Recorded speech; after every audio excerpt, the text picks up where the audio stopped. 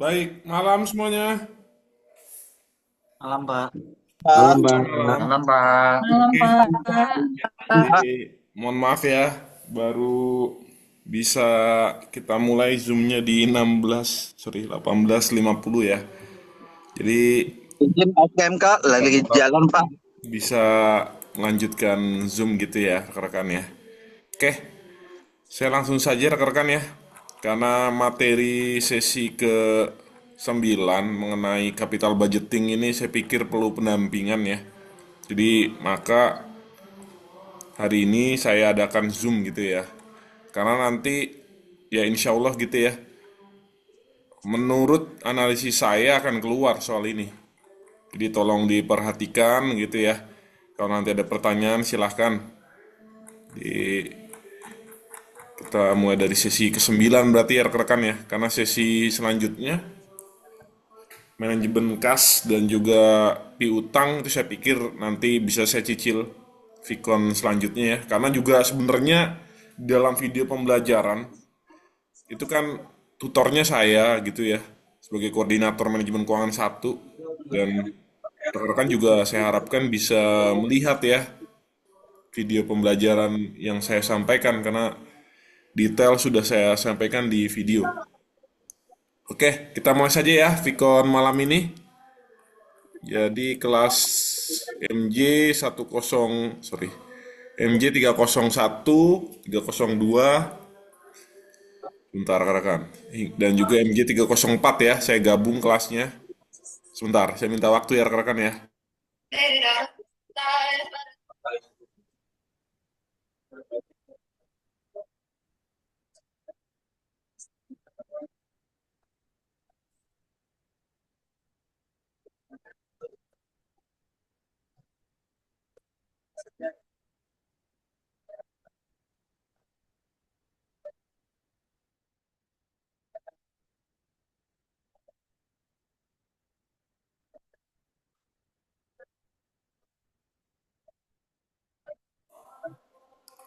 Oke, saya lanjutkan ya rekan-rekan ya. Jadi 3 kelas saya gabung, saya pikir nggak masalah. 38 orang yang hadir ya. Jadi ya agar lebih efektif ya, efisien saja ya. Karena kan penyampaian materinya sama. Gitu ya rekan-rekan ya. Jadi ya tolong disimak dulu, nanti kalau ada pertanyaan atau diskusi silahkan ya. Oke, saya mulai saja ya Vicon malam ini. Assalamualaikum warahmatullahi wabarakatuh. Selamat malam rekan-rekan yang saya banggakan. Shalom, Om Swastiastu, Namo Buddhaya, salam kebajikan, salam rahayu, salam sehat untuk kita semua. Oke, sebelum masuk ke materi mengenai capital budgeting, saya ingin sampaikan dulu ya mengenai UTS gitu. Ini seperti kelas MG 302 ya. Saya ingin cek dulu yang mengerjakan dan mengupload UTS berapa. 88 dari 99 peserta ya. Jadi 302 ini saya pikir di atas 95% ya sudah mengerjakan UTS. Karena ini kan UTS-nya juga sifatnya mandiri dan memang saya pikir pertanyaan gitu. Konseptual, hitung-hitungan di dalam UTS saya pikir aman lah. Nanti terkait nilai itu saya bertahap saya koreksi dulu ya. Nanti saya publish untuk nilai tesnya. Ya, Oi. ingin cek lagi kelas MJ 304. Di sini hadir nggak MJ 304?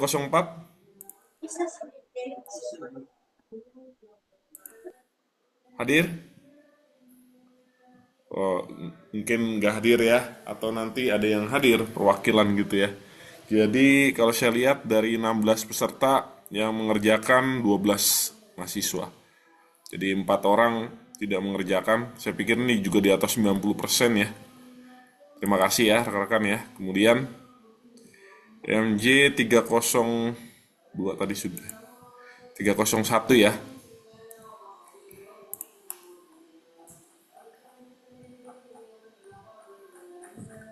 Mana tes?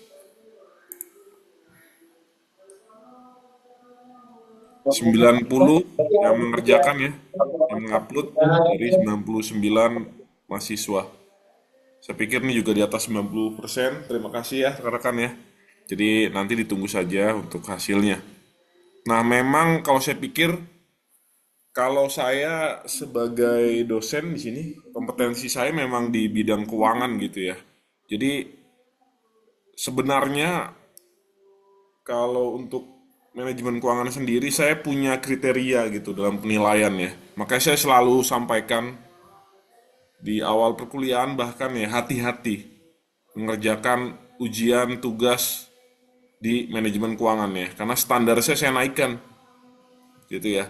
Jadi saya ingin sampaikan seperti ini rekan-rekan. Oke, rekan-rekan belajar kuliah gitu ya di Unsia S1 gitu. Rekan-rekan dalam hal ini gitu ya sudah berupaya, tapi kalau rekan-rekan tidak sungguh-sungguh, tidak hati-hati, ya bahaya. Saya bisa sampaikan ya rekan-rekan, ya, saya bukan ingin menakut-nakuti, tapi nanti ke depan kalau rekan-rekan bekerja pada bidang-bidang keuangan, rekan-rekan bekerja di korporasi ya, itu nggak ada toleransi. Rekan-rekan salah angka, salah memasukkan rumus dalam menggunakan Excel, ataupun ya dalam menghitung gitu, nggak ada toleransi. Manajemen gitu ya, kalau rekan salah ya itu dianggap sebagai ya kesalahan individu. Jadi saya di sini ingin mengajarkan, menanamkan mindset bahwa rekan-rekan harus hati-hati dalam menjawab ujian manajemen keuangan, tidak bisa asal-asalan. Kalau mata kuliah lain yang saya ampu gitu ya, saya bisa lah membantu gitu ya. Tapi kalau untuk manajemen keuangan satu, mohon fokusnya sekali lagi ya, karena ini bidang saya gitu. Saya berkecimpung dalam bidang-bidang keuangan, jadi tolong hati-hati. Sekali lagi ya, ini kan juga individu ya, saya pikir dalam waktu 3 pekan dalam mengerjakan UTS itu banyak waktu yang bisa dimaksimalkan. Nah, saya belum cek apakah jawaban yang dikerjakan rekan-rekan ini sudah menggunakan rumus gitu ya yang tepat gitu, ataupun dalam prosesnya itu sudah sesuai dengan langkah-langkah yang sering saya sampaikan ya mengenai topik-topik keuangan. Jadi kita lihat dulu seperti apa hasilnya, tapi ya insya Allah nanti UAS bisa dongkrak ya kalau ada nilai yang kurang optimal. Jadi saya saya mau wanti-wanti UAS tolong dimaksimalkan kalau nanti nilai UTS sudah keluar ya. Jadi ya saya minta hati-hati sekali lagi gitu ya. Jadi apa? Karena kan saya melakukan pendampingan Vicon juga cukup sering ya, rekan-rekan ya. Saya tidak kurang untuk menyampaikan materi tambahan yang sekiranya untuk mempertajam ya. Nah, ini rekan-rekan semua yang harus komit ya tadi, benar-benar hati-hati ya. Jadi saya ingin coba tadi sharing gitu ya. Nanti kalau rekan-rekan di dunia kerja, apalagi bekerja dalam sektor-sektor keuangan, nggak ada toleransi lah kesalahan. Itu kan human error. Jadi tolong ini benar-benar diperhatikan. Oke, sebentar ya rekan-rekan ya, saya minta waktu lagi.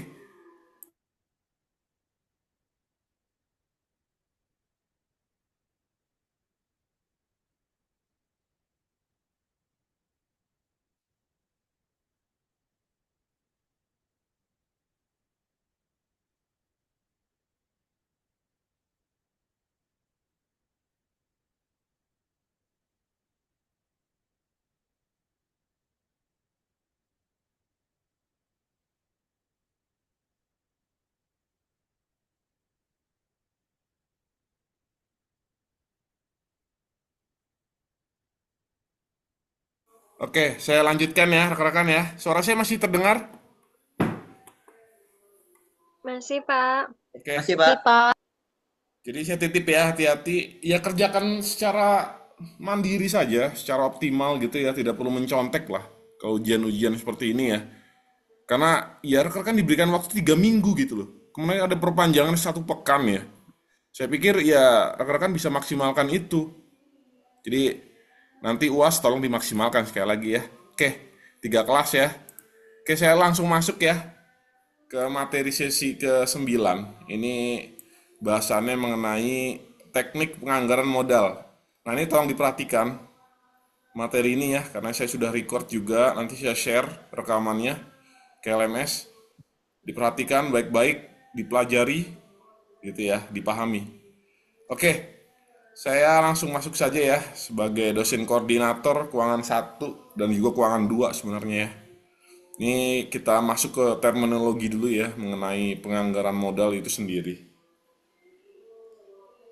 Apa itu capital budgeting atau penganggaran modal ya, beserta manfaatnya kita harus tahu dulu.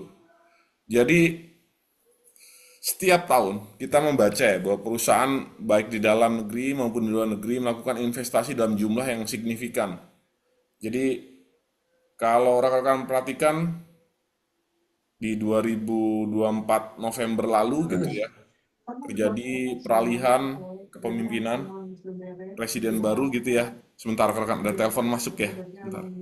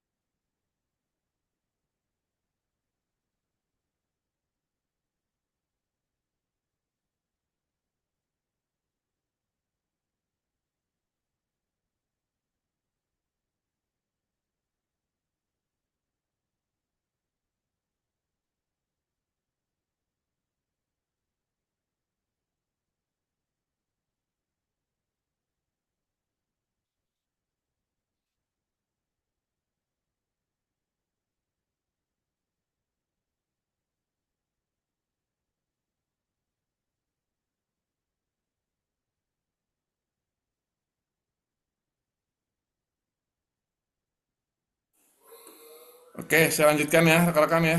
Maaf, banyak gangguan ya. Jadi itu ya. Jadi kalau kita lihat pergantian rezim pemerintahan baru, kabinet baru gitu ya. Artinya di 2025 pasti akan banyak investor dari dalam negeri ataupun dari asingnya. Kalau asing kita mengenal PMA, penanaman modal asing ya. Jadi bagaimana negara-negara di luar Indonesia gitu ya, berarti internasional itu berusaha gitu ya menjalin kerjasama dengan Indonesia dengan menanamkan modal berupa ya investasi, baik berupa dalam bentuk gitu ya penyediaan modal kerja ataupun investasi infrastruktur, ya investasi dalam bentuk pembiayaan segala macam. Jadi banyak ya kalau kita pikir ya investasi itu jenisnya. Di dalam negeri juga saya pikir investasi dari tahun ke tahun trennya terus meningkat ya. Jadi kalau kita lanjutkan terlebih dahulu gitu ya, pertanyaan yang relevan kan muncul ya. Bagaimana investasi tersebut dianalisis sehingga perusahaan bisa sampai kepada kesimpulan yang berani untuk memutuskan suatu investasi dijalankan atau tidak. Jadi diperlukan gitu ya, makanya analisis capital budgeting. Adapun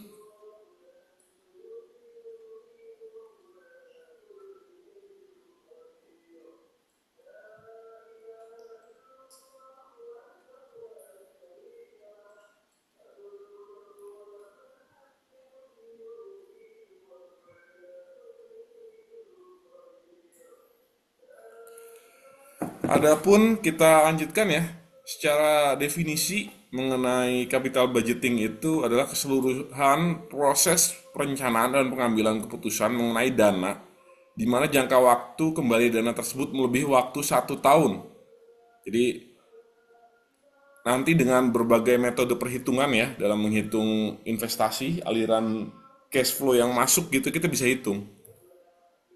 Itu ya. Jadi sebuah project yang dilaksanakan oleh corporate, perusahaan ataupun negara gitu ya, itu bisa kita analisis ya. investasinya gitu ya segala macem. Jadi nanti saya sampaikan metode seperti net present value, payback period, kemudian ada IRR nanti ya lengkap semuanya. Jadi kita nanti pelajari. Tolong saya minta fokusnya ya rekan-rekan ya.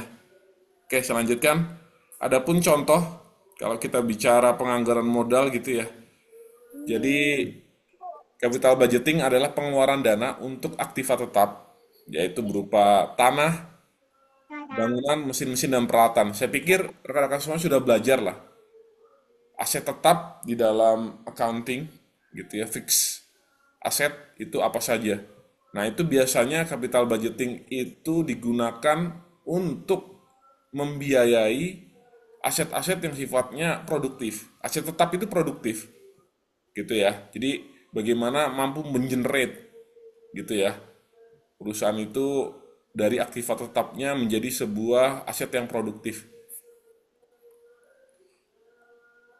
Nah, ini semuanya di sesi ke-9 ya. Saya minta rekan-rekan nanti download juga PowerPoint, modul, lihat lagi video pembelajaran itu mengenai capital budgeting ya. Ya insya Allah ini keluar nanti saat ujian akhir. Jadi ya hati-hati sekali lagi ya rekan-rekan ya. Jangan main-main dalam mengerjakan ujian akhir semester nanti ya. Ini akan membantu kalau misalnya UTS kurang optimal gitu ya. Oke, saya lanjutkan. Ini saya pelan-pelan ya, konseptual dulu ya. Nanti baru perhitungannya. Penganggaran modal menjelaskan tentang perencanaan jangka panjang untuk merencanakan dan mendanai proyek besar jangka panjang. Nah, ini kalau kita lihat manfaat penganggaran modal ya, sebagai sebuah keputusan penganggaran modal memiliki efek yang sangat jelas terhadap tingkat kesehatan keuangan perusahaan untuk jangka panjang. Jadi kalau kita bicara cash flow, aliran dana yang dimiliki perusahaan, itu kan salah satunya, cash flow itu kan ada 3 ya. Cash flow from investing, cash flow from operating, cash flow from financing gitu. Jadi cash flow yang berasal dari investasi, dari kegiatan operasi, dari kegiatan pendanaan, financing ya. Jadi kegiatan investasi ini penting bagi perusahaan. Jadi setiap tahunnya perusahaan itu sudah melakukan sebuah proses namanya pengalokasian ya melalui capital budgeting. Kalau rekan-rekan pikir gitu ya, kalau rekan-rekan belajar kemarin pengantar akuntansi gitu ya, bahwasannya apabila perusahaan di akhir tahun memiliki laba yang positif gitu ya, ini perusahaan ya punya profit gitu, maka pasti ada pos yang terisi melalui return earning, laba ditahan. Kalau dari situ saja kita bisa tahu bahwa perusahaan itu tidak menghabiskan profit itu untuk kepentingan internal ataupun shareholders gitu, untuk membiayai insentif, bonus, gaji karyawan ataupun membayar dividen. Enggak melulu masalah itu. Jadi perusahaan itu punya alokasi untuk melakukan namanya ekspansi unit bisnis. Jadi return earning itu adalah ya, atau laba ditahan itu fungsinya untuk menambah bisnis-bisnis unit yang dimiliki perusahaan, untuk perusahaan gitu. Jadi itu return earning, laba ditahan, itu kegiatan investasi juga tergolong ya. Return earning, kalau rekan-rekan lihat pos di dalam neraca ya, sorry, bukan rugi laba ya, neraca. Itu ada return earningnya di bagian modal. Jadi itu penting bagi perusahaan ya. Kan untuk jangka panjang, sekali lagi ya tadi penganggaran modal itu fungsinya for the long term, jadi untuk jangka panjang. Kemudian ada manfaat penganggaran modal selanjutnya, sebuah proyek yang didasarkan pada keputusan penganggaran modal yang berhasil akan mendorong mengalirnya pemasukan cash flow perusahaan untuk jangka panjang.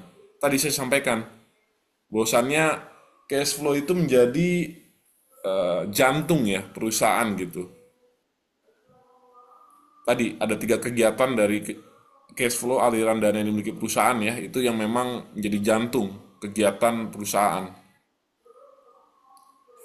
Adapun manfaat penganggaran modal selanjutnya, ini bukan ini lanjutan gitu ya. Ini penganggaran modal yang tidak baik akan menyebabkan tingkat pengambilan investasi yang mencukupi. Akibatnya dapat saja sebuah proyek atau sebuah perusahaan mengalami kebangkrutan. Nah, banyak kasus ya kalau rekan-rekan ya. Itu startup kalau rekan-rekan tahu ya.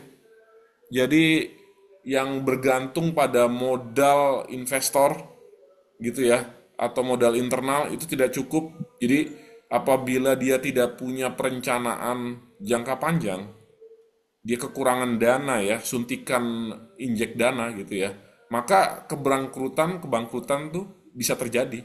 Banyak startup yang kolaps saat COVID misalnya ya, karena memang kekurangan investasi, kekurangan modal, ya akhirnya kolaps. Jadi nggak ada perencanaan jangka panjang, itu kuncinya tuh. Jadi perusahaan-perusahaan yang bisa survive di tengah pandemi misalnya, dia sudah bisa melakukan perencanaan anggaran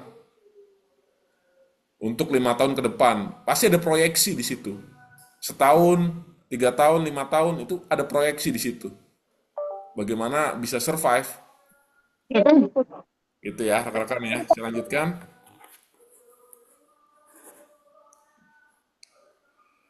Pengelompokan aliran kas, mengenal dan mengidentifikasi kategori aliran kas cash flow yang berhubungan dengan suatu proyek. Jadi tadi ya, nih. Kemudian kita masuk pada terminologi cash flow. Tadi kan saya dari awal ngomong ya, cash flow. Ini penting menjadi jantung perusahaan ya. Cara penilaian unsur investasi didasarkan pada cash flow dan bukan berdasarkan laba yang dilaporkan oleh neraca atau rugi laba. Untuk menghasilkan keuntungan tambahan, kita harus memiliki kas untuk ditanam kembali. Padahal keuntungan yang dilaporkan oleh neraca belum tentu terbentuk. Nanti ya dengan contoh ilustrasi biar lebih jelas, oh cash flow itu seperti itu. Ya, dengan ilustrasi. Bentar ya rekan-rekan ya.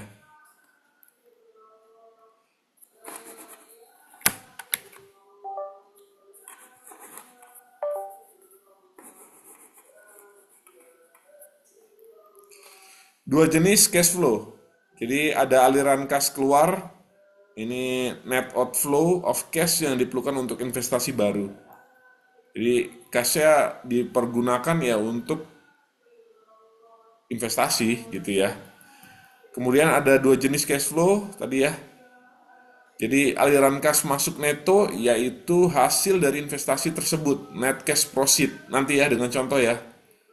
Ini coba saya berikan gambaran-gambaran ini dulu. Cash flow adalah konsep penting dalam capital budgeting. Ini ada pengelompokan cash flow ya. Ada initial cash flow, aliran uang awal merupakan aliran kas yang berkaitan dengan pengeluaran untuk kegiatan investasi. Misalnya pembelian tanah, gedung, biaya pendahuluan, dan lain-lain. Aliran kas awal dapat dikatakan aliran kas keluar juga, cash outflow. Ini ada pengelompokan cash flow selanjutnya, ada operational cash flow. Tadi saya sampaikan di awal, makanya muncul kan. Merupakan aliran kas yang berkaitan dengan operational project, kegiatan sehari-hari perusahaan, seperti penjualan, biaya umum, dan administrasi. Oleh karena itu, aliran kas operasional merupakan aliran kas masuk, cash inflow, dan aliran kas keluar, cash outflow. Kemudian, saya lanjutkan.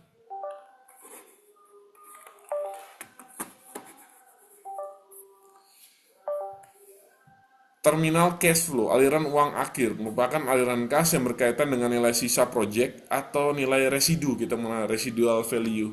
Seperti sisa modal kerja, nilai sisa project, yaitu penjualan peralatan project, misalnya ya. Nah, ini kita langsung masuk aja pada contoh ya. Sebentar.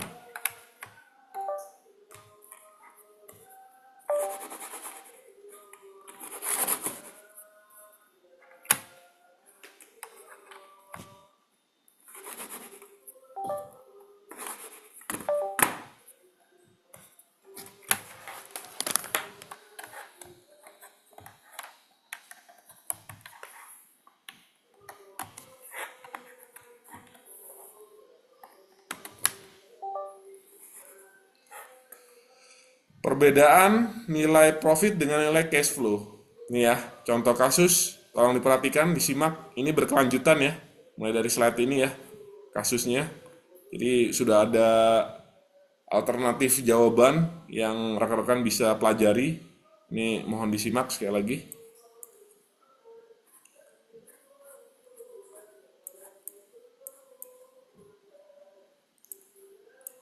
PT Kemang Jaya berniat membeli mesin baru. Ini saya tandai ya buat anonet saja ya. Simpel saja ya. Mesin baru mengganti mesin lama yang sudah tidak efisien. Harga mesin baru diketahui ya, itu adalah Rp60.000 untuk penggunaan 3 tahun. Sebenarnya dari sini kita bisa tahu dengan menggunakan metode penyusutan garis lurus ya, straight line depreciation, kita bisa tahu nilainya nih. Nilai susutnya ya, 60.000 kita bagi 3 tahun, berarti 60.000 bagi 3. Kita ketemu di situ 20.000. 20.000 ya, angkanya diingat ya. Harga mesin lama apabila dijual adalah 15.000. Nah, kita bisa tahu sebenarnya initial outlay atau investasi yang dilakukan oleh perusahaan dari apa Pak Wahyu, misalnya gitu ya. Harga mesin baru kita kurangi dengan harga mesin lama yang dijual. 60.000 dikurangi 15.000 itu ada selisih berarti 45.000. Sorry, 35.000 ya. Sorry, 45.000 ya. Jadi nanti kita lihat itu jadi initial outlay IO atau ya kita mengenal investasi tahun 0. Investasi awal gitu ya. Kan perusahaan tentunya sebelum masuk tahun 1 gitu ya, itu selalu, itu pasti pola seperti itu. Di tahun 0 pasti perusahaan itu minus. Dia harus investasi artinya. Dari modal yang disetor sifatnya dari pemilik gitu. Dia menanamkan dananya, injek dana gitu. Nah itu ya. Jadi sisa waktu penggunaan adalah 3 tahun.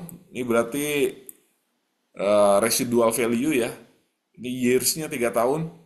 Ada penghematan biaya yang terjadi 27.500 sebelum pajak dengan tingkat pajak korporasi ya 40%. Nah, ini kita ingin lihat nih aliran cash flow-nya seperti apa nilainya ya. Oke, saya lanjutkan.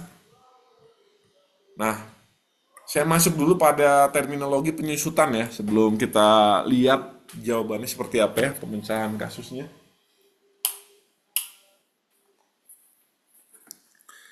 Depresiasi adalah alat akuntansi yang memotong harga sebenarnya dari peralatan untuk jangka waktu tertentu sepanjang umur dari hidup peralatan. Depresiasi muncul sebagai biaya-biaya dan tidak masuk dalam kas di neraca perusahaan. Itu ya, meskipun namanya biaya depresiasi, sebenarnya depresiasi itu tidak tercatat gitu ya. Tidak dicatat di dalam neraca, tidak masuk tuh ya. Tidak masuk di dalam neraca perusahaan. Terkait dengan pajak, depresiasi dapat menjadi pengurang nilai pajak. Makanya sebenarnya banyak perusahaan-perusahaan itu yang kurang aware terhadap perhitungan depresiasi aset yang dimiliki gitu ya. Kan aset tetap itu apapun bentuknya bisa depresiasi. Gitu ya. Dalam bentuk bangunan, dalam bentuk tanah, dalam bentuk mesin itu bisa dihitung nilai susutnya. Terjadi penyusutan gitu. Pengurangan nilai manfaat. Depresiasi itu kuncinya ya. Tolong dicatat ya rekan-rekan ya. Kalau nanti diminta konsepnya apa itu depresiasi harus rekan-rekan paham tuh. Nah, ini kita lihat jawabannya ya dari masalah tadi PT Kemang Jaya ya, kalau tidak salah namanya ya, Kemang Jaya, betul.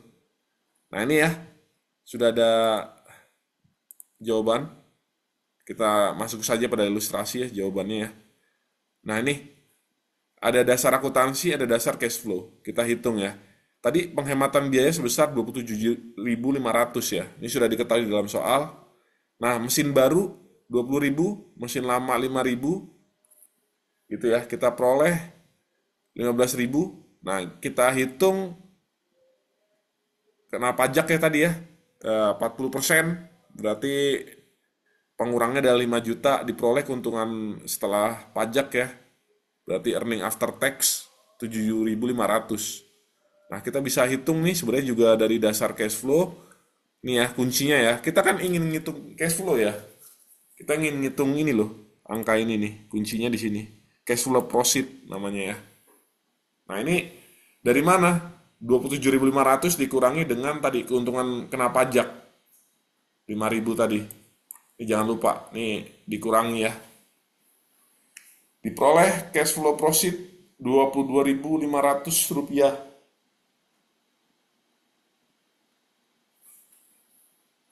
Oke, saya lanjutkan sampai sini dulu. Masih bisa mengikuti rekan-rekan? Bisa, Pak. Oke, ini masih Ya, mudah. Pak. Oke, Pak. Siap. Lanjut, Pak. Jadi kita lanjut pola cash flow. Nah, ini sebenarnya tadi kita ingin hitung kan dengan corporate tax sebesar 40%, kita dapat tuh cash flow proceed-nya. Aliran kas tiap tahunnya. Intinya itu, kita ingin hitung kan dari pembelian mesin baru gitu ya, kemudian mesin lama yang dijual. Nah, kita kan ingin investasi di situ ya. Kita ingin hitung gitu loh. Makanya perlu cash flow tiap tahunnya. Nah, ini cash flow tiap tahunnya ini kita lihat ini sama gitu ya. Tapi tidak menutup kemungkinan. Misalnya ini kan investasi mesin gitu ya. Kita alokasikan tiap tahun sama berarti cash flow-nya. Perusahaan membudgeting gitu ya, melakukan fungsi penganggaran tiap tahunnya sama gitu. Tahun pertama 2, 3, 4, 5, 22.500. Tapi ada kasus gitu ya. Jadi fluktuatif cash flow-nya yang di lapangan ya. Jadi misalnya seperti kalau rekan-rekan perhatikan, tol Cipali tahu? Cipali tahu? Tahu, Pak. Itu Tahu. konsorsium antara negara Indonesia dengan Malaysia. Kalau tidak salah ya, atau negara Jepang, atau ya pokoknya bilateral lah ya kerjasamanya. Jadi pembangunan kurang lebih saya karena mempelajari sedikit ya, 10 tahun proyek itu digarap ya, kemudian ada penganggaran di situ. Nah, itu fluktuatif. Tiap tahunnya, tahun pertama, kedua, ketiga, keempat, itu dia bisa sama gitu. Dia menginvestasikan misalnya tiap 1 tahun 5 miliar, tahun kedua 5 miliar, itu enggak, kasusnya enggak seperti itu kalau konsorsium. Ini yang kesepakatan bilateral antar negara gitu ya. Jadi ya tadi ini penanaman modal asing PMA juga di situ. Pembangunan jalan tol ya, Jasa Marga beserta negara Malaysia atau Jepang ya nggak salah ya. Jadi itu ada juga ya kalau tadi kalau ini kan kasusnya si Kemang Jaya, dia membeli mesin gitu ya, ingin menjual. Ia berinvestasi pada mesin lah untuk kegiatan produksinya gitu ya. Dia mengasumsikan gitu ya tiap tahunnya sama 22.500. Nah, ini kalau rekan-rekan perhatikan tadi saya sampaikan di awal, ingat gak? Initial outlay 45.000 dapat dari mana tuh? 60 dikurangi 15. Ya, betul. Jadi memang tadi saya sampaikan karena dia fokus untuk meremajakan mesinnya, mesin produksinya, maka dia kan menjual mesin lama gitu ya. Nah, maka initial outlay atau investasi tahun nolnya itu adalah selisih harga jual dikurangi dengan harga beli. Jadi diperoleh 45.000 initial outlay ya tahun nol. Jadi investasi itu selalu polanya, rekan-rekan harus perhatikan ya. Ini tahun ke nol. T0. T0. Ini selalu posisinya di sini. Ya. Makanya harus dibuat timeline dulu biar enak. Maka kita bisa lihat di sini cash flow per tahunnya atau proceed istilahnya ya. Aliran kasnya. Tadi yang kita hitung dari cash flow after tax, earning after tax diperoleh 22.500 ya tahun 1, 2, 3. Karena tadi di dalam soal kan 3 tahun ya dia ingin berinvestasi ya. Betul ya. Waktu penggunaan 3 tahun lagi. Kita ingin hitung gitu. Jadi ya sudah. Ini adalah investasi untuk cash flow untuk PT Kemang Jaya ya. Kemudian konversi profit ke nilai bersih. Nah, kita coba sedikit lagi bahas ya. Setelah mempelajari bagian ini, Anda diharapkan telah mampu menghitung konversi profit ke nilai kas bersih. Nah, ini ada pemahaman konsep. Arus kas adalah tujuan capital budgeting. Didefinisikan sebagai arus kas sesudah pajak atau semua modal perusahaan. Secara aljabar, definisi tersebut sama dengan laba sebelum bunga dan pajak dikurangi pajak penghasilan jika perusahaan mempunyai hutang ditambah beban penyusutan non-cash.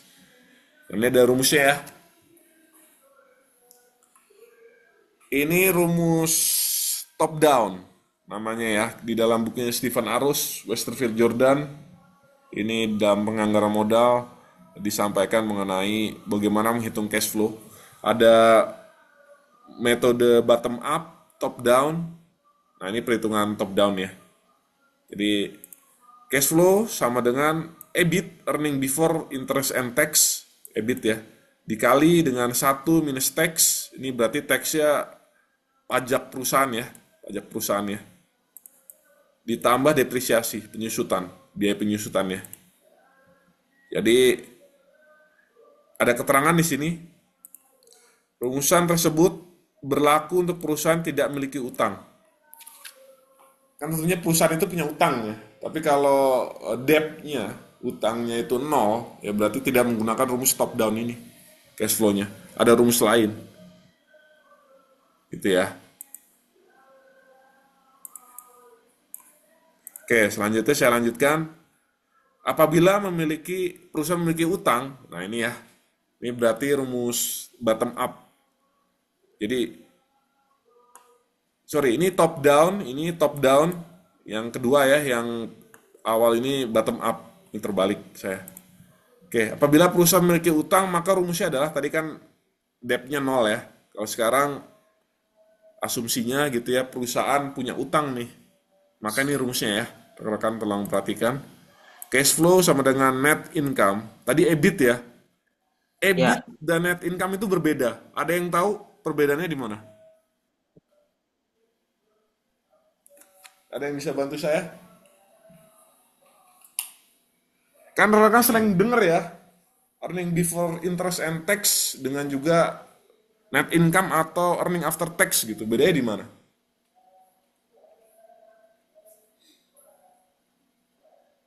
Kan di laporan keuangan perusahaan-perusahaan publik sering mendengar pasti ya, di dalam bagian laporan rugi laba ya, income statement, itu pasti ada tuh. Jadi simpelnya rekan-rekan, kalau EBIT itu di situ ada faktor variabel bunga, interest kan. Sementara kalau earning after tax atau net income ya sudah, itu sudah dikurangi dari interest, bunga bank misalnya ya, bunga supplier, vendor segala macam, ditambah dengan pengurangan itu ya, pajak, pajak. tax gitu ya, baru kita dapat earning after tax atau istilahnya net income. Bersih ya. Pendapatan bersih itu ya earning after tax, PAT ya. Sebentar rekan, sebentar ya, saya minta waktu lagi ya. Sebentar ada tamu lagi.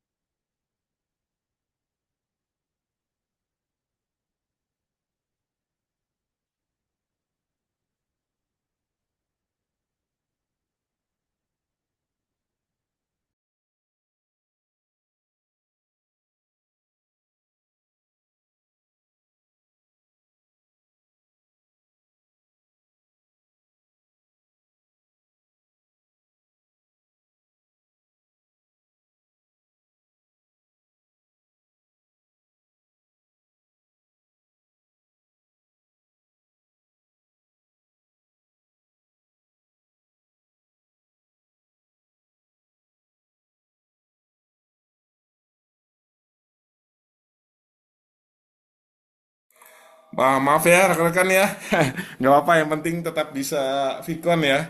Jadi ya banyak tamu lah di rumah saya rekan-rekan ya kalau malam. Ini juga seperti ada tamu lagi nanti. Saya terkadang nggak enak juga. Nggak apa-apa, kita tetap Vicon aja ya. Karena ya ini penting, capital budgeting ya.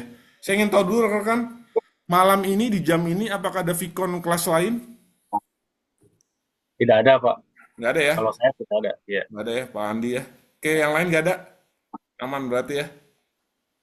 Jadi ya Nggak kalau ada, Pak. aman kita bisa jam 8 lebih nggak apa-apa, Vicon ya.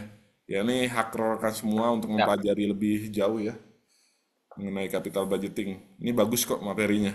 Kalau rekan-rekan ya amati gitu ya, ya fungsi capital budgeting itu penting. Nggak hanya kita bicara skopnya itu korporasi ya. Ya rekan-rekan sendiri sebagai individu gitu ya, bisa merencanakan, mengalokasikan dengan punya cash flow gitu ya, ingin investasi gitu loh, jangka panjang. Kan bisa tuh. Ya, jadi nggak terbatas ini materi ini isinya itu apa investasi untuk perusahaan gitu. Nggak. Jadi ya sebagai individu ya kita bisa mengalokasikan gitu loh. Kita bisa berinvestasi gitu. Ya contoh aja, tahun pertama, tahun kedua, ketiga, saya ingin investasi pada instrumen gitu ya, saham dan obligasi. Tahun kedua, saya fokus pada deposito misalnya. Kan bisa tuh. Ya rekan-rekannya. Jadi ya banyak pelajaran lah yang bisa diambil. Sehingga ya tadi, ya saya berusaha gitu ya, mentransfer apa yang saya tahu. Pengalaman yang saya punya rekan-rekan ya. Oke, saya lanjutkan. Nah, ini rumusnya ya untuk cash flow bottom up ya. Dari bawah ke atas gitu loh maksudnya. Kan EAT posisinya di bawah. Laba perusahaan, kalau rekan-rekan cek di laporan perusahaan kan di income statement pasti laba itu di bawah. Laba di bawah berarti itu kalau kita menggunakan metodenya Stephen Arus, Westerfield Jordan, itu namanya bottom up, dari bawah ke atas. Jadi rumusnya adalah cash flow sama dengan net income ditambah depresiasi ditambah RD. RD adalah interest expense, biaya bunga bank. Kan tadi saya sampaikan ya, pasti interest tuh bunga bank gitu ya. Dikali dengan 1 minus tax, jangan lupa. Ini harus ada pengali teksnya dulu ya. Nah ini contoh laporan arus kas ya. Perusahaan PT ABC untuk tahun yang berakhir 31 Desember 2007. Misalnya contohnya seperti ini ya. Income apa nih arus kas ya. Jadi kita tahu dari kegiatan operasi arus kasnya, ini contoh ya, ilustrasi 93.000. Ya dari kegiatan operasi, kegiatan sehari-hari perusahaan berarti ya. Jadi ini di luar arus kas kegiatan investasi dan pendanaan berarti. Ini hanya kegiatan operasi. Nah, ini rekan-rekan bisa lihat tuh pos-pos akunnya ya. Laba bersih menurut laporan rugi laba yang diperoleh berapa, yang ditambah berapa. Ini ada biaya-biaya yang muncul ya, dikurangi ada kenaikan biaya apa saja. Maka diperoleh ini ya aliran kas bersih dari kegiatan operasi. Oke, selanjutkan ya. Tadi saya berikan sebuah ilustrasi ya dengan rumus lah ya, tapi ya belum ada contoh kasus yang dalam ya mengenai investasi. Nah ini saya masuk, ini ada contoh ilustrasi yang berkelanjutan, ini bisa kita jelaskan ya rekan-rekan ya, bagaimana investasi proyek-proyek yang produktif tadi bisa kita hitung dengan metode teknik penganggaran modal. Metodenya tadi seperti dari NPV, payback period gitu ya. Nanti kita hitung. Jadi suatu investasi dapat diterima atau ditolak digunakan metode lain yang akan menerima investasi tersebut. Jadi kita ingin hitung investasi itu bagaimana cara kita mengestimasinya gitu ya. Jadi kayak tol Cipali gitu ya, rekan-rekannya 10 tahun dia punya waktu untuk membangun gitu ya infrastruktur jalan tol, itu kita bisa hitung sebenarnya dari proyek konsorsium tadi ya, bilateral antar negara.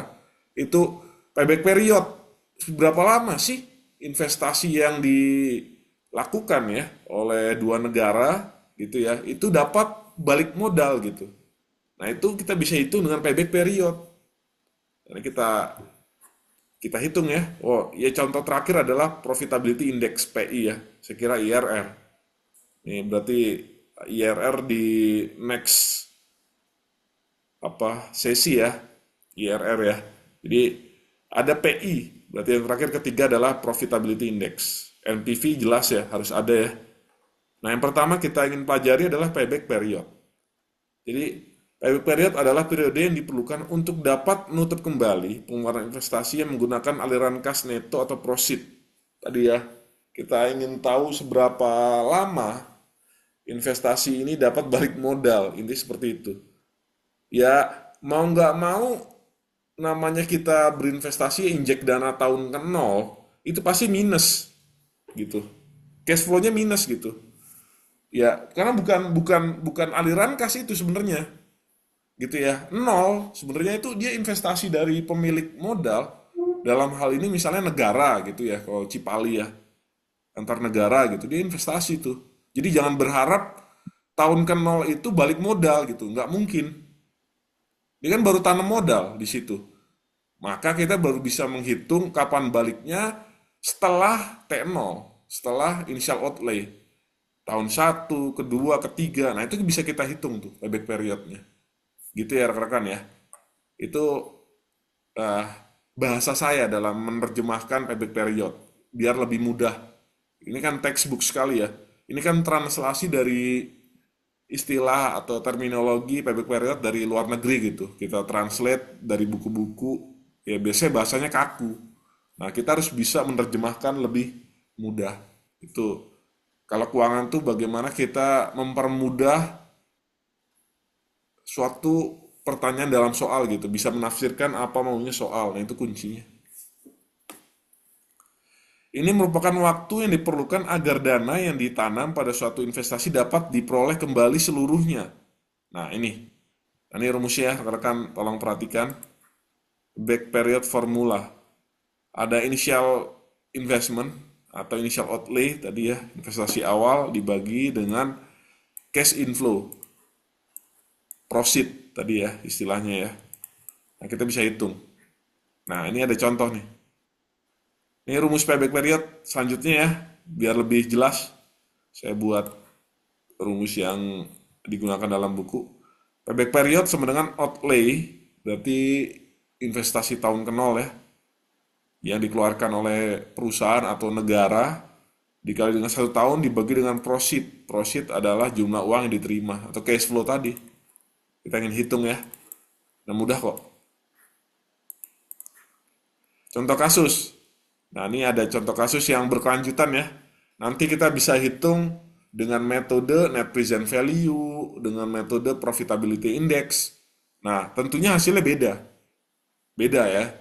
Nah, kalau payback period, ini pasti kita bisa tahu waktunya. Berarti tahun dan bulan berapa lama investasi itu kembali.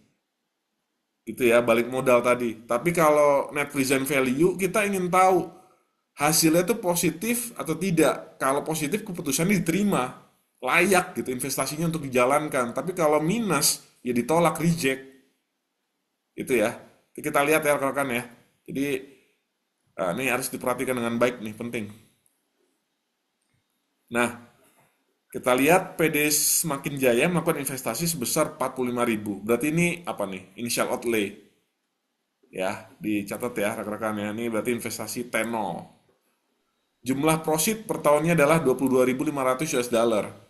Berarti cash flow tiap tahunnya, ini berarti 2 tahun, misalnya 1 tahun, bisa 22.500. Ya sudah, kita bisa hitung nih. Hitung ya, dengan mudah ya. Oke, saya lanjutkan. Maka perhitungan payback periodnya adalah 45.000 dikali dengan 1 tahun ya, dibagi dengan 22.500, maka diperoleh 2 tahun. Nah, makanya tadi kan payback period itu satuannya adalah tahun atau bulan. Tahun dan bulan juga bisa.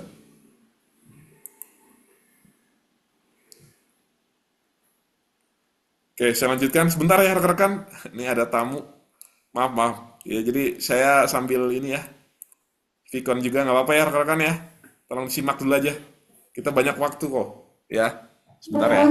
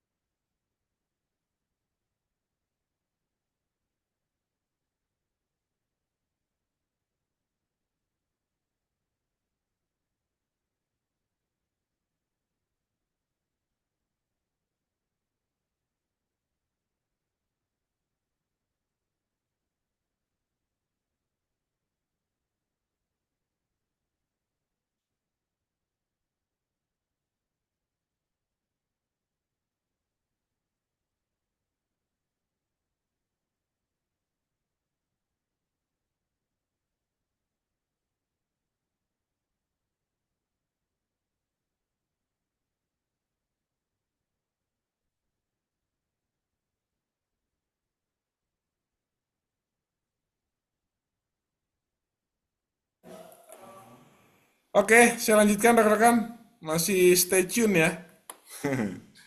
Oke, masih bisa menyimak? Oke, Pak.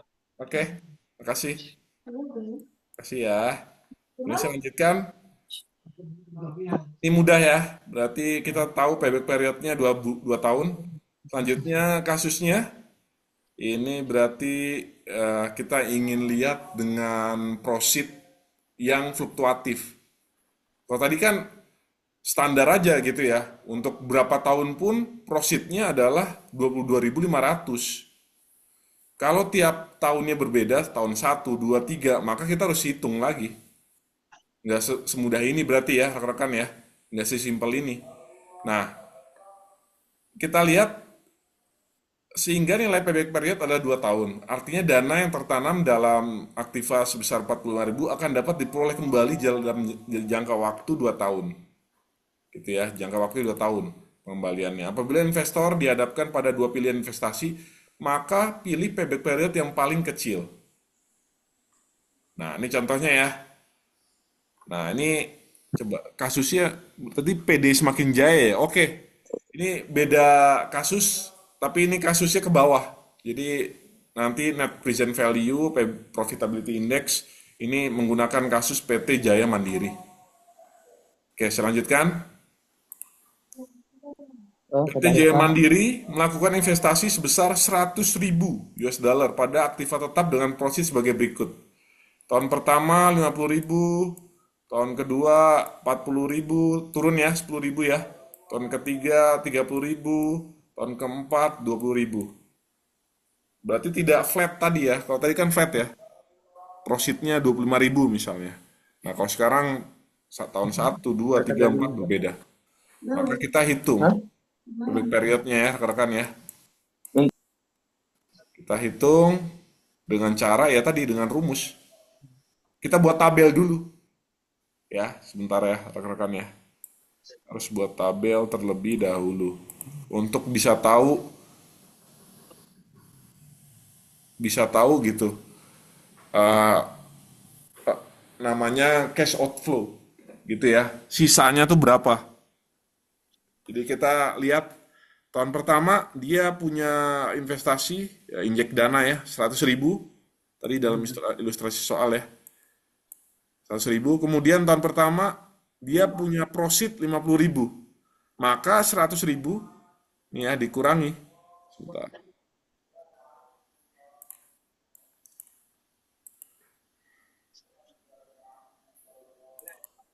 Rp100.000 investasinya dikurangi dengan prosit 50.000, maka diperoleh sisanya adalah 50.000. Betul? Betul. Betul ya. Ini tahun pertama. Ini masih positif. Tahun kedua 50.000, kan sisanya ya, kita punya sisa tuh 50.000. Dikurangi dengan 40.000, ini kan prositnya ya. Kita peroleh berapa? 10.000. Betul ya? Iya dong. 50 kurangin 40, 10, betul? Ya. Betul ya? Minus 10. Iya. Oke, makasih Mas Emil ya. Jadi, saya lanjutkan lagi. Logikanya gini, nggak mungkin dong sisanya itu berbentuk negatif. Betul nggak? Nggak ada rupiah atau US dollar bentuknya negatif gitu. Prositnya, aliran dananya itu negatif. Jadi, stop di tahun kedua. Karena kenapa? Kalau kita kurangi lagi, tadi kan 50 kurang 40, 10. 10 dikurangin prosit tahun ketiga 30, udah minus. Berarti stop di situ. Berarti payback periodnya adalah 2 tahun. Nah, 2 tahun ya. Nah, berapa bulannya? Nah, kita harus hitung. Paham nggak? Nanti keluar nih. Ini logika ini. Ya. Jadi jangan jangan sembarangan dalam menghitung payback period yang punya prosit atau cash flow yang fluktuatif. Kita harus tahu dulu, ini investasi ini negatif atau enggak nih.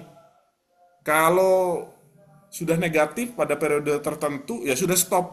Berarti kita tahu, berarti di tahun 2 misalnya kalau ini kasusnya ya.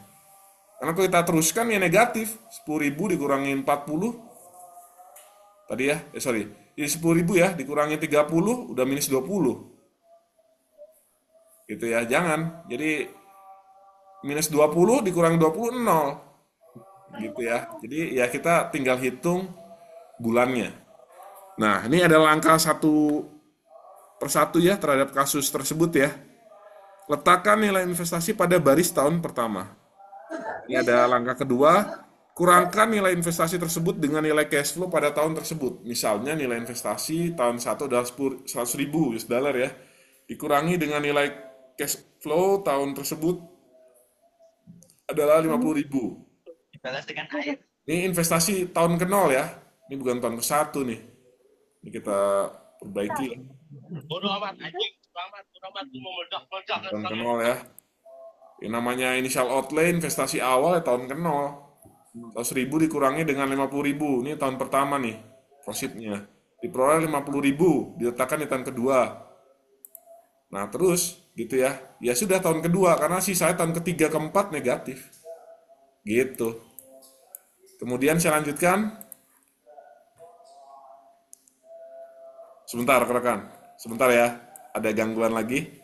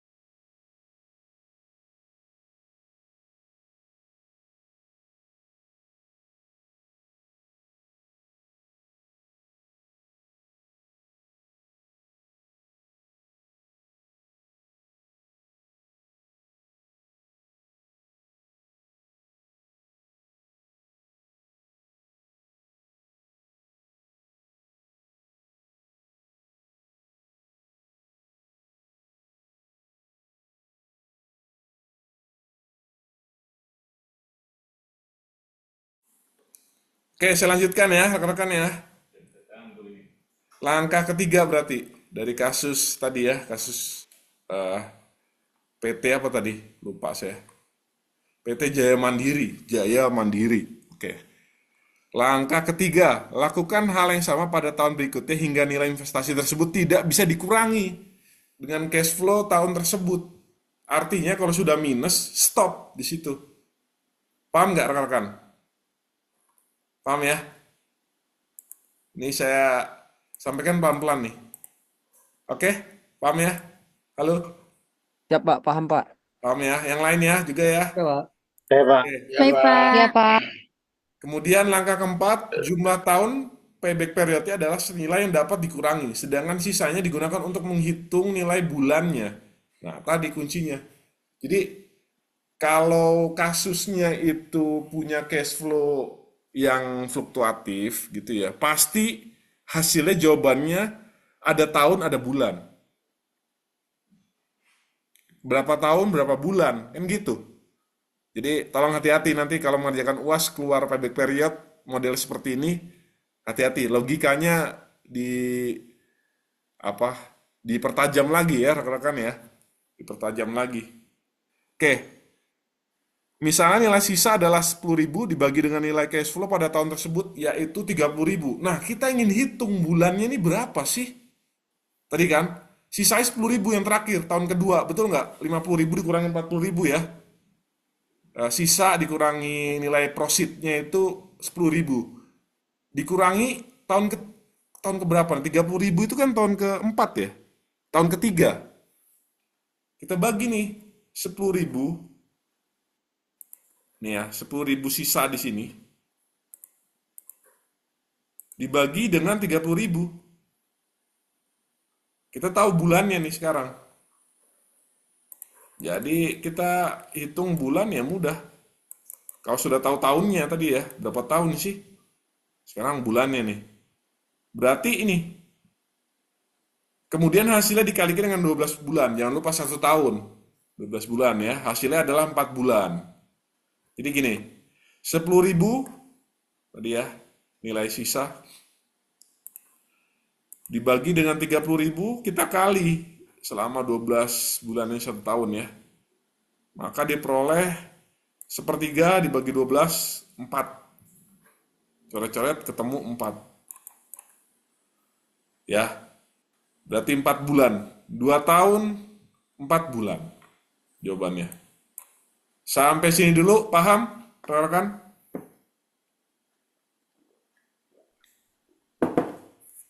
Insya Allah, Pak. Paham. Oke, Pak Mulyadi. Good. Yang lain? Siap. Bisa ya? Ya. Allah, Oke, Pak. Pak. Paham, Pak. Insya Allah, Pak.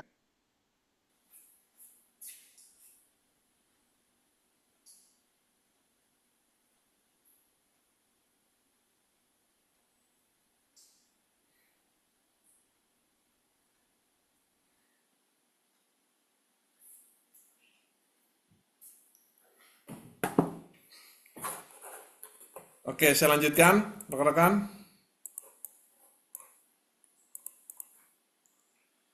Langkah kelima, buat kesimpulan nilai yang payback period diperoleh gitu ya. Berkesimpulannya tadi, ya ini kesimpulannya. Kemudian lanjut, nah ini teknik selanjutnya dalam investasi, penganggaran modal gitu ya, net present value, NPV. Jadi NPV adalah sebuah teknik dalam menganalisis anggaran modal menggunakan teknik gitu ya, dengan adanya cash flow, dengan ada initial outlay di dalamnya, dengan adanya required of return. R itu required of return ya. Ini kita lihat contohnya dengan simulasi saja. Dengan contoh yang sama PT Jaya Mandiri berarti ya. Nah, kita masuk ke terminologi dulu. Teknik net present value adalah selisih present value dari keseluruhan profit dengan present value dari keseluruhan investasi. Bila present value profit lebih besar atau sama dengan present value investasi, maka usulan investasi diterima. Nah, tadi saya sampaikan di awal ya. Kalau payback period kita ingin tahu berapa lama pengembalian investasinya, berarti dalam bentuk tahun atau bulan gitu ya. Sementara kalau NPV itu bentuknya adalah US dollar atau rupiah, nominal angka gitu. Nah, kalau nilai dari NPV-nya positif, maka proyeknya diterima, layak gitu loh, visible gitu ya. Tapi kalau NPV-nya nilainya di bawah 0, negatif gitu ya, maka ditolak. Nah, kita harus hitung dulu berarti ya dengan rumus. Ini rumus NPV ya, rekan-rekan ya. Sigma NI berarti sigma dari jumlah datanya bukan dibagi ya, adalah sigma dari tingkat bunganya gitu ya. Maka kita bisa hitung dari cash flow dibagi dengan 1 plus interest, tingkat bunga ya, atau tadi required of return, banyak.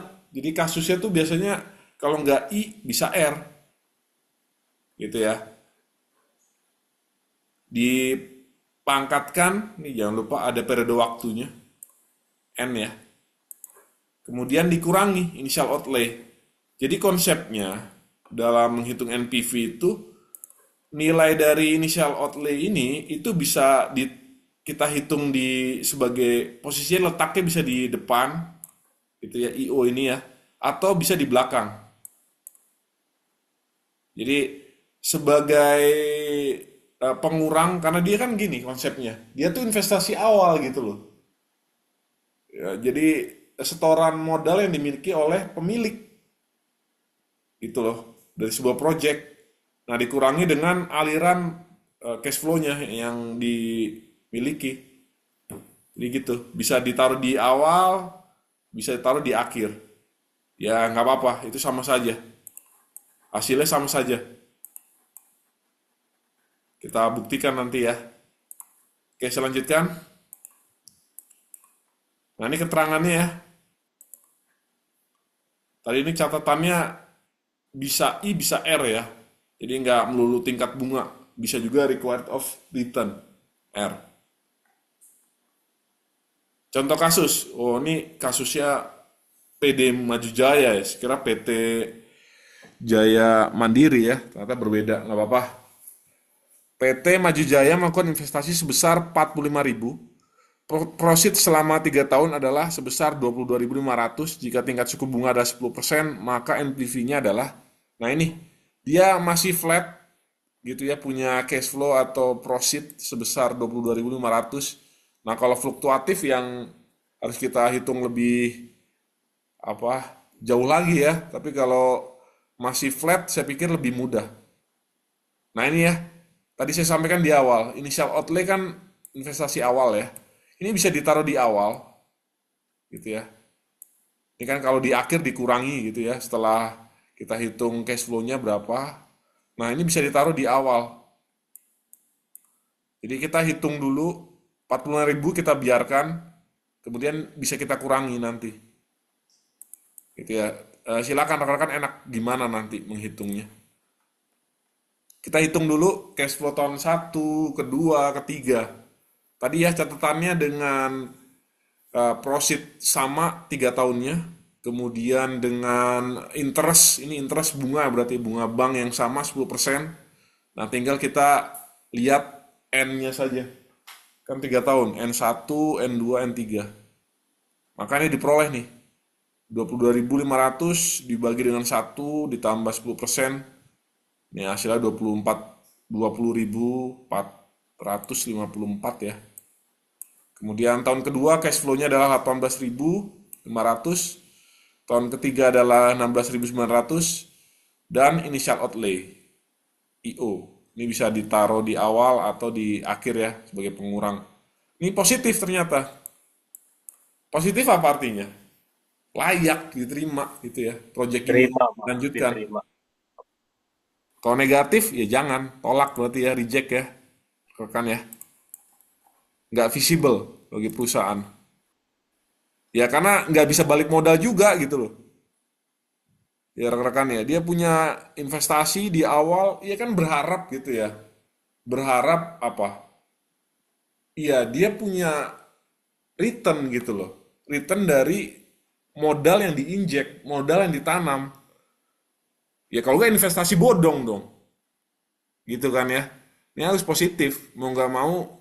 Ya tadi sekali lagi, ini penting ya rekan-rekan ya. Kalau rekan-rekan lihat gitu ya kasus-kasus pembangunan infrastruktur gitu ya, jalan tol, kemudian fasilitas umum, itu kan kita bisa hitung gitu loh. Kalau kita punya data ya rekan-rekan ya, kita iseng-iseng aja cari data pasti ya ketemu deh kasus-kasus yang bisa kita pelajari gitu ya dengan menghitung misalnya net present value. Ini kita ketemu nih. Ini sebenarnya apa? Project ini tuh sebenarnya visible, baik, positif atau negatif gitu ya. Ini kita bisa tahu tuh. Nah, itu proyek-proyek yang sifatnya tuh strategis nasional itu bisa kita pelajari. Makanya asal kita punya data ya. Nah, ini diperoleh tadi ya hasilnya adalah 10.900 positif. Jadi kesimpulannya apa? Nah nih kesimpulannya. Jangan lupa berikan kesimpulan ya. Usulan diterima karena PD Maju Jaya memiliki nilai NPV positif. Kalau nilai NPV PD Maju Jaya negatif, proyek tersebut ditolak. Simpel aja ya rekan-rekan ya. Nah, ini ada contoh kasus kedua. Sebentar. Saya minta waktu dulu ya rekan-rekan ya. Sebentar.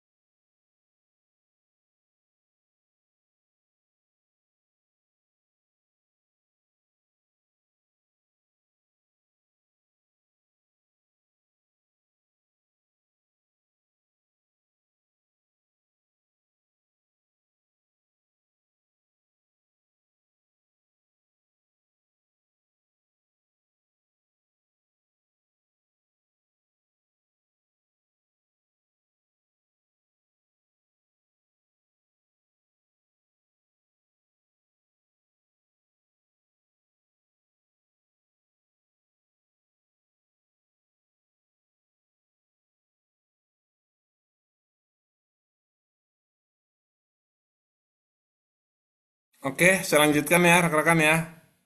Ini kasus kedua, bila PD perusahaan dagang ya, Maju Jaya memiliki nilai proyeksi penerimaan yang jumlahnya tidak sama tiap tahunnya. Berarti profitnya fluktuatif ya, tidak flat. Nah ini ya contohnya ya rekan-rekan ya. Ini ada tabel gitu ya. Nah, sebenarnya rekan-rekan kita bisa menghitung pengali dari present value dari profit itu dengan tabel namanya discounted factor. Nanti saya coba carikan, saya lampirkan ya. Rekan-rekan pelajari. Jadi itu sudah ada angkanya gitu. Misalnya gini, angkanya gimana sih Pak Wahyu? Angkanya gini, kita bisa tentukan nilai dari faktor, discounted factor ya, DF itu dengan membaca tabel. Gitu ya. Tabel misal diketahui kita ingin menghitung gitu dengan interest bunga bank misalnya 5% untuk 10 tahun. Itu kita baca tabel. Ya, rekan-rekan, itu ketemu. Misalnya tahun ke-1 nilainya 0, sekian. Tahun kelima nilainya sekian. Nah, itu kita bisa baca dari tabel discounted factor. Nah, ini jadi pertanyaannya muncul kan seperti ini. Ini dari mana angkanya Pak Wahyu? Dari tabel discounted factor. Nanti saya lampirkan ya, saya carikan dulu ya. Rekan ya, nanti dipelajari. Jadi kalau udah dapat tabel discounted factor mudah kita menghitung ya nilai dari present value profit. Nah, ini ya. Misalnya tahun pertama 0,9, tahun kedua 0,82, tahun ketiga 0,75, tahun keempat 0,68, hingga tahun ke-6 ya. Maka kita bisa hitung dengan profit sebagai pengali. Ini dikali ya, rekan ya. Dikali semuanya nih. tahun ke-1 sampai ke-6. Maka diperoleh nih angka-angkanya ya. Pak Wahyu, Oke, ada pertanyaan? Silakan. Pak Wahyu, apa karena termasuk itu utang pokoknya dari tahun pertama, tahun kedua, ketiga itu eh maksudnya lebih besar di tahun pertama, kedua, ketiga makin lama makin kurang sehingga menjadi lebih rendah lagi Betul. utang pokoknya. Analisisnya seperti itu ya, Bu ya. Kalau perhatikan ya, Bu, siapa tadi? Yuli, Bu Yuli Yuli ya, dan dok, kawan-kawan Yuli. semua. Rekan-rekan perhatikan tuh, dari tahun pertama ke 6 ini turun ya. Lihat, turun ya nilai dari profitnya ya. Ya itu betul, karena salah satunya kita lihat ya pengaruh dari interest juga. Gitu ya rekan-rekan ya. Jadi gini, ini kita bisa hitung dengan manual juga, tidak membaca tabel discounted factor dengan gimana sih Pak Wahyu? Ini semoga tulisannya bagus ya, terbaca ya. Ini tuh, angka ini bisa dihitung dari 1/1 ditambah 10% pangkat 1. Tahun kedua juga sama. Betul nggak? Coba buka kalkulatornya lagi. Iya, Ya, iya Pak. Bu Yuli ya. Oke, good. Gitu ya. Jadi, ya memang kita bisa hitung juga. Nggak harus dengan tabel discounted factor ya. Bisa kita hitung dengan manual aja. Hasilnya sama kok. Ya, itu PR-nya kalau menghitung manual ya rekan-rekan harus siap dengan kalkulator. Ya, kan bilangan pecahan ya. Tapi kalau menggunakan tabel ya tinggal membaca tabel discounted factor gitu ya. Hingga tahun ke-6 nih kita bisa dapat nih angkanya nih. Maka diperoleh profitnya adalah 164.430.000 dikurangi dengan initial outlay. Tadi ya investasi awal 120.000. Ternyata NPV-nya masih positif. Maka proyeknya diterima nih PD Maju Jaya ya. Oke. Positif berarti nggak ada analisis ada nih. Oke, good, ada. Ini analisis contoh dari tadi PD Maju Jaya menggunakan rumus ya. Tadi NPV sama dengan sigma NI cash flow dibagi dengan 1 plus I pangkat N dikurangi initial outlay. Nah, ini kita bisa tahu nih angka-angkanya. Tuh. Maka diperoleh dengan perhitungan manual ya 44.430 sama. NPV positif sehingga investasi diterima. Nah, itu ya untuk NPV. Ada pertanyaan nggak rekan-rekan? Selain Bu Yuli tadi ya, bagus sekali ya Bu Yuli ya. Jeli. Ada pertanyaan silakan.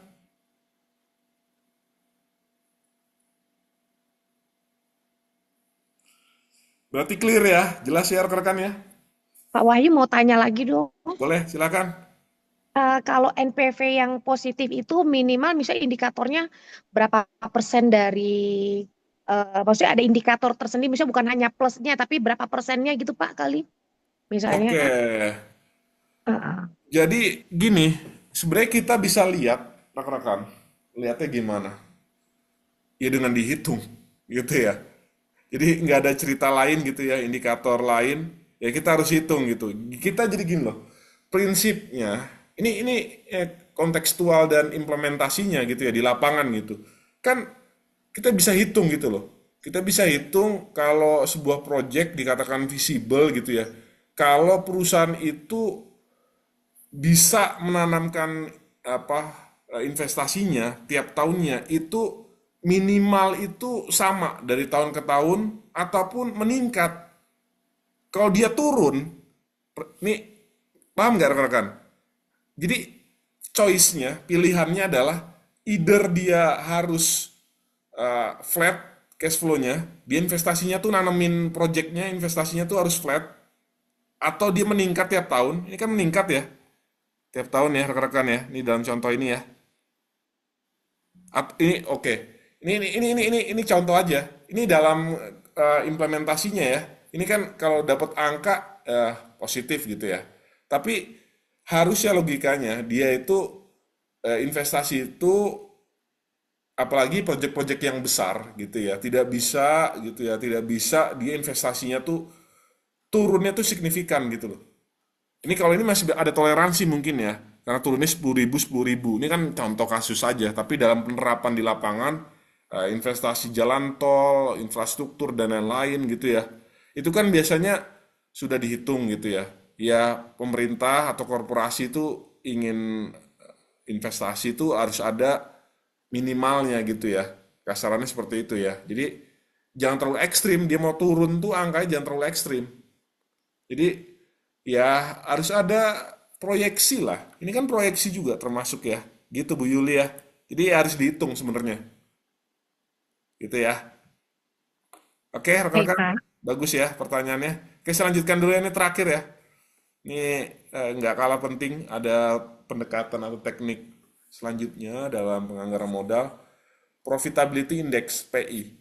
Menganalisis anggaran modal menggunakan teknik PI. Profitability Index merupakan metode perhitungan kelayakan investasi yang membagi antara present value dengan profit dengan present value dari outlays. Bila hasilnya lebih dari 1, maka investasi diterima, kalau kurang dari 1 ditolak. Kita lihat ya, mirip-mirip ya dengan NPV. Nah, PI rumusnya adalah PV profit dibagi dengan PV outlay. Present value, jumlah uang yang diterima, jumlah uang yang dikeluarkan, apa investasinya. Nah, dengan kasus yang sama ya, PD Maju Jaya. Nah, ini kalau kita lihat angkanya juga mirip. Ya sama ya angkanya ya. Tadi dengan bunga bank 10%, ada 6 periode, tahun ke-1 hingga tahun ke-6. Terus kita hitung gitu. Ya, discounted factor untuk tiap tahunnya, profitnya juga sama, maka kita bisa lihat dari perhitungan PV dari profit nih. Nah, ini ternyata hasilnya juga sama. Ini NPV ya, ini masih tabel yang sama ya, berarti ya. 44.430. Ini hasil dari pengurangan ya. PV profit digurangin dengan apa investasinya. PV outlay. Oke, saya lanjutkan. Nah, ini mudah saja.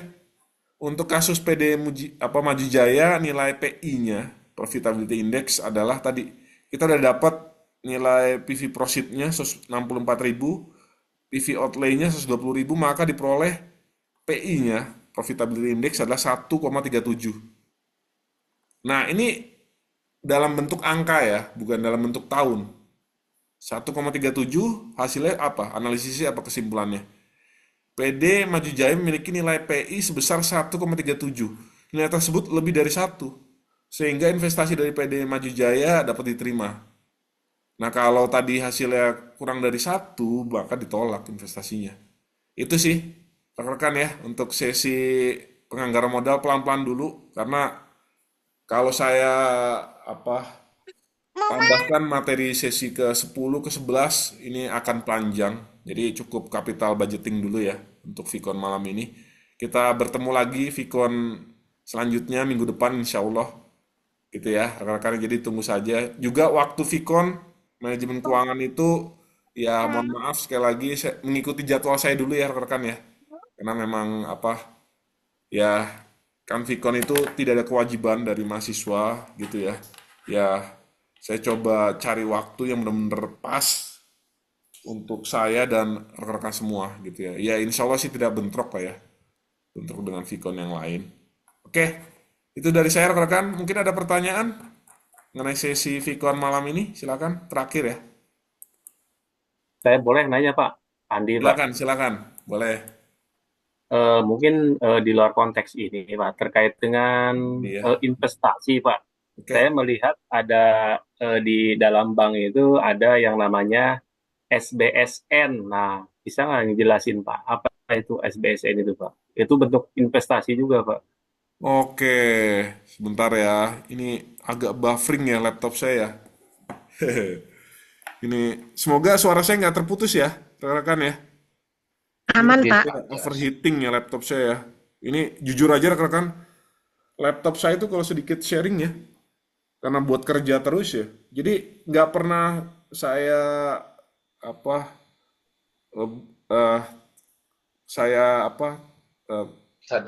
shutdown gitu ya rekan-rekan ya. Jadi posisinya selalu ditutup aja gitu, bukan sleep mode gitu ya. Ya saya tutup aja. Jadi ya ini dampaknya ya sering apa buffering ya. Bentar rekan. Banyak proyek ya Pak yang dalam. Ya di Unsia juga ya Pak. Ini kan laptop Unsia ini. Saya punya laptop dua. Oh iya. Saya bedakan rekan. Untuk Unsia, untuk project lainnya itu biar nggak tercampur ya. Kadang-kadang seperti itu ya.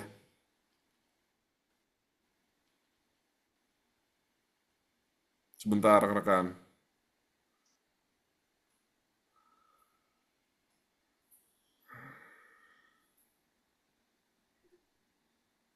Sebentar ya, ada tamu ya rekan ya. Ini terganggu terus ya. Tadi pertanyaannya saya catat dulu ya, Pak Andi ya. Sebentar ya.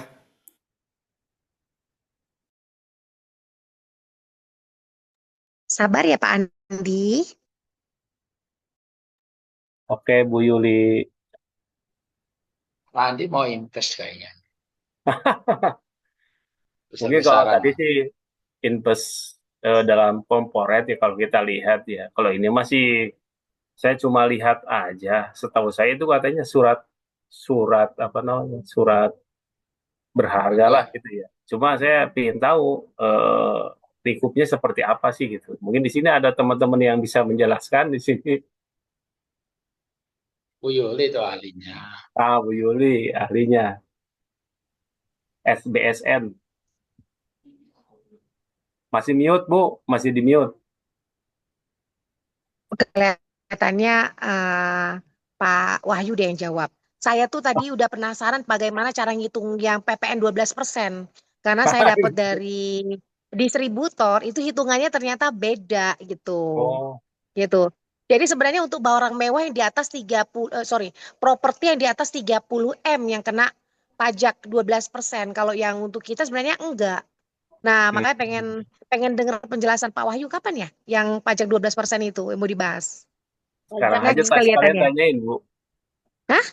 Sekarang aja Sebentar sekalian tadi. tanyain, Bu. Iya Bu, harusnya ditanyain Bu Yuli. Karena Iya, itu penting banget sih Oh. yang 12% itu.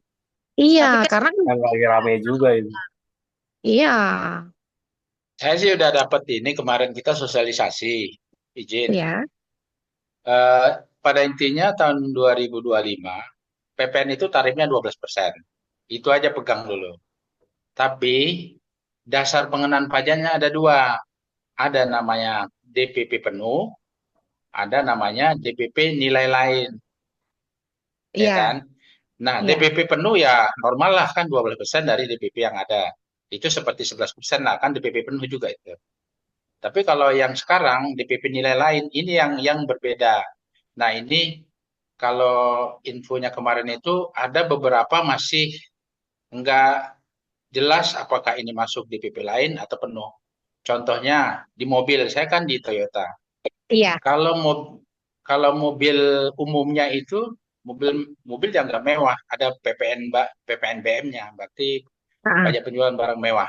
Itu dari Toyota TAM-nya itu pasti dikenakan itu. Maka itu termasuk DPP penuh. Oke. Tapi Ini yang kalau maaf Pak, yang dibilang barang mewah, mobil mewah itu untuk nilai berapa ya Pak? Pak Mulyadi, yang dibilang nah barang mewah. Harganya. Harga. Masalah mewah atau tidaknya itu relatif juga terhadap harga karena tidak menentukan juga dari harga. Kalau mahal udah pasti mewah kan. Tapi ada juga yang harga 300 jutaan atau 200 jutaan ada PPNBM-nya di dalam. Ada PPNBM intinya.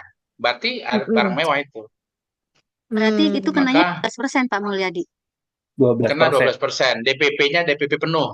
Tetap 12%. Walaupun dia tidak mewah tetap 12%. Hanya DPP-nya yang beda. Jadi kalau tidak mewah, DPP kami itu kan apa ada sih, juga Pak? Mohon maaf. dasar pengenaan pajak. Oh, oke. Ya kan Jadi misalnya ada yang kena DPP, ada yang enggak ya Pak ya?